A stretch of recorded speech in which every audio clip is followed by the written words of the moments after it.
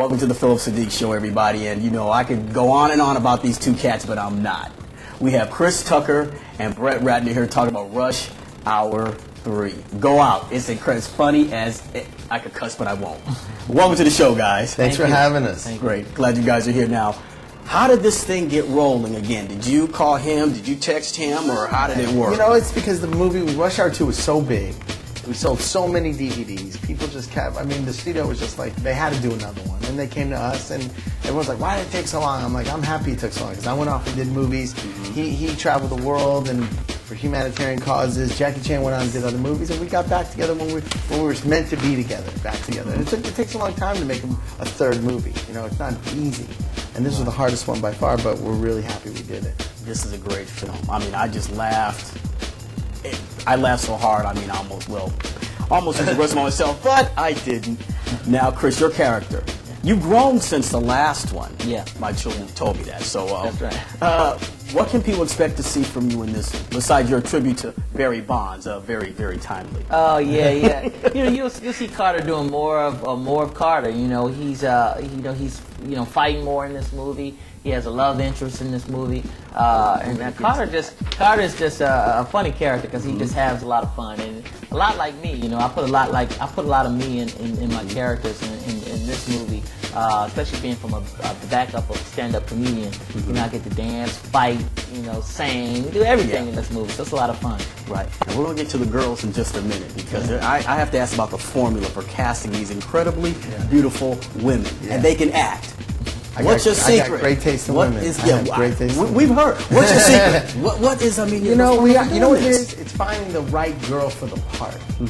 And we came across. We cast women from all over the world. We had girls from England, but an English actress acting like a French girl wouldn't make her as good.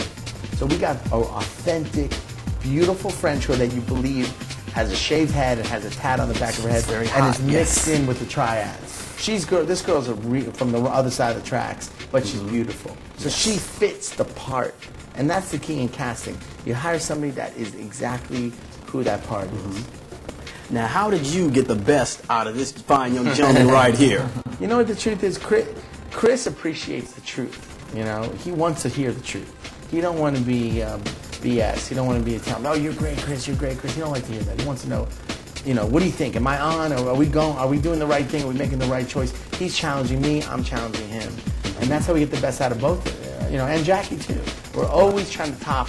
We've done this twice before, remember? So we're always trying to top ourselves. And we get in a room and we're like, okay, how do we do this scene better than we did before? And that's it. When you can talk freely with your friends and say the truth, then it's an incredible working relationship. Right. Now, your love interest. Yeah. She's hot. Were you part of the hands-on to get her on the set? You know what? I wanted all of them. No, I was. You know, it was all Brett. You know, 'cause he knew visually how the girls should look, but they all looked beautiful and they all did a great job to me. But Brett was like, no, this one is the one because she visually she'll look good in the movie. So I was like, cool. But you know, she was definitely the one, and it was like it was great. She was hot. Now the music, Lalo Schifrin. Yeah, your film, Schifrin. It had an Enter the Dragon feel to me when I saw it, and the music was so pounding. Yeah. Did you do that on purpose to get him to do the music? Oh yeah. Well, he did the music not only for Rush Hour 1 and 2, for Rush Hour 3, but he also did my first movie, Money Talks. Enter the Dragon, it's funny you should say, is my favorite score of all time. And it mixed Chinese instrumentation with urban funk.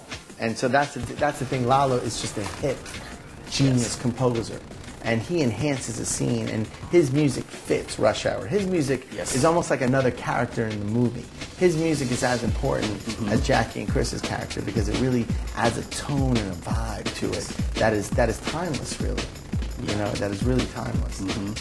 Paris ought to pay you guys for tourists. Yeah. A lot of folks want to go to Paris now. Oh, yeah. Okay, so Chris, what are you doing now? What's next for you? I got a stand-up movie coming. I'm going to do a stand-up comedy movie just like Eddie Murphy did Raw and Rich Pryor did Live in Long Beach. I'm going to do like a world tour, and I'm going to film somewhere in the United States at the end of the tour. And then I'm doing a movie called Mr. President. I'm playing the first black president. It's a comedy. It'll be coming out next year sometime. And it's a fun movie I've been working on for a while, and I'm going to I'm gonna go ahead and do it. So that's Great. that's what's up next. Okay, we got to wrap this up. And hey, they've been our special guest on the show, and it has been a fun time. Go out, see Rush Hour 3. That's right. Thanks, Rush guys. to the theater. Rush, man. All right, thank you.